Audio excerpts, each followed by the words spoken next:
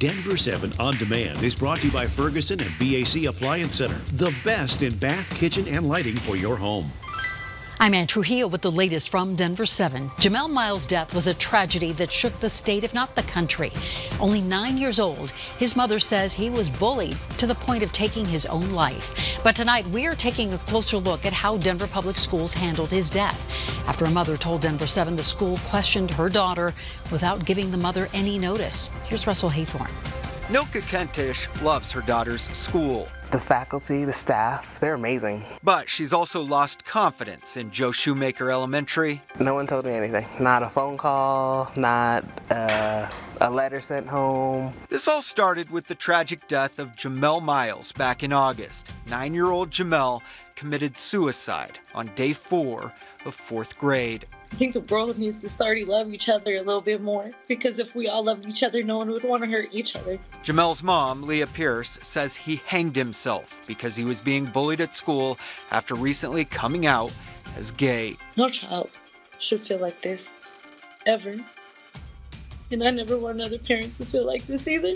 After the death, Kentish says the school launched an investigation, but she says the school interrogated students, including her daughter, without parental permission. My daughter came to me and said, "Mom, do you know that somebody said I'm the one that told Jamel to go kill himself?"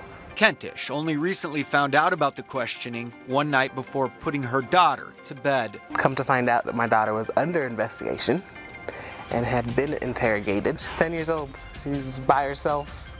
I don't know who was in the room with her. Kentish says her daughter has denied saying anything like that. Her name has been cleared. In a statement to Denver 7 late today, DPS said no student was interrogated. The student interviews were conducted thoughtfully and appropriately by a trained counselor, and we found no evidence this tragedy was rooted in bullying. But with the severity of the situation, this is not just, kids had a fight on the playground.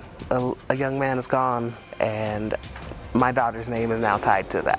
Russell Haythorne, Denver 7. See you later, Ann. Thursday night, families and friends gathered in support of a Woodland Park woman who disappeared under mysterious circumstances. Kelsey Barrett hasn't been seen since Thanksgiving Day, when she dropped her young daughter off at her fiance's house and appeared to vanish into thin air. Barrett's fiance was not invited to that vigil. This is according to his attorney, who sat down with ABC News today. The interview with Patrick Frazie's lawyer was more notable for what he didn't say than what he did. He repeated that Frazie is cooperating with investigators, which police back up. But when asked about the couple's relationship, he offered little insight. Why didn't he report Kelsey missing? I don't have an answer to that. Do him and Kelsey's mom, Cheryl, speak often? I don't have an answer to that. That's a question better suited for Cheryl. Did Cheryl reach out to him, telling him that she hadn't heard from Kelsey? I don't have an answer to that. Does he have support from family? Yes.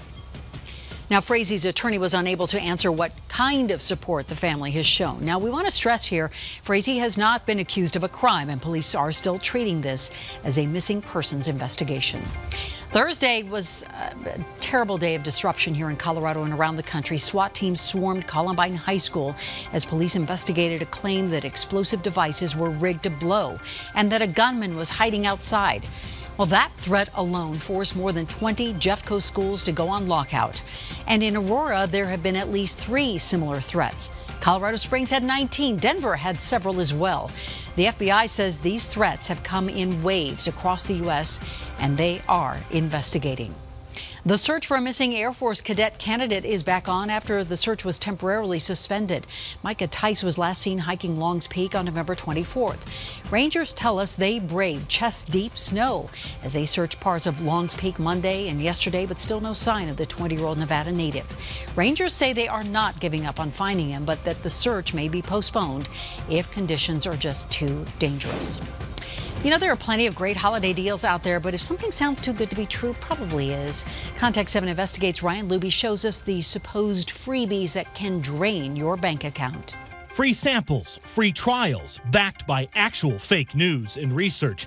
These are the types of supposed deals hot to consumers that end up not being free at all for everything from weight loss pills to skin creams. and then hands down, almost every time, the consumer is unknowingly enrolled in a continuity program. Ezra Cooper-Smith is the investigations coordinator at the BBB here in Denver. Those continuity programs he's talking about are really unwanted, sometimes pricey monthly memberships that are nearly impossible to end. He points to the staggering work the BBB just did, collecting nearly 37,000 complaints nationwide in just 3 years about free trial memberships alone. Physically finding the companies is really difficult because often they work through these fulfillment centers that are based all around the country, and the fulfillment centers can be pretty protective over their clients. And that means, he says, people like you often never get your money back. According to the BBB's research, the FBI's Internet Crime Complaint Center reports an increasing number of complaints there, too, with losses adding up to $15 million in the last 3 years. Ezra says people are getting duped and are sometimes victims of actual criminal fraud. You know, at BBB, we tell people to read the fine print. The problem is often these companies aren't even making that fine print available to consumers. Okay, so here's what it boils down to. Don't be a fool. Be a skeptic. Don't believe fake news and fake research. Do your own research. And if you buy into one of these things, call your bank, dispute the charges, contact the BBB and Federal Trade Commission and our Attorney General. You can read the BBB's full analysis on the denverchannel.com right now. I'm Ryan Luby, Contact 7. When Michelle Obama first announced she would be stopping here in Denver, we assumed she would just give a talk and advertise her new book. Well, it turns out the former First Lady had much bigger plans. First, there was the surprise visit to Children's Hospital, where she read The Night Before Christmas to the kids there, and then she answered questions from the kids. Things like, well, her favorite celebrity. She says it's Ellen DeGeneres. Her favorite food is kale, but when she's living large, French fries. And when asked, what are you getting Barack for Christmas? She said, a golf shirt. But by far the best moment came when a child asked Mrs. Obama how she likes to dance.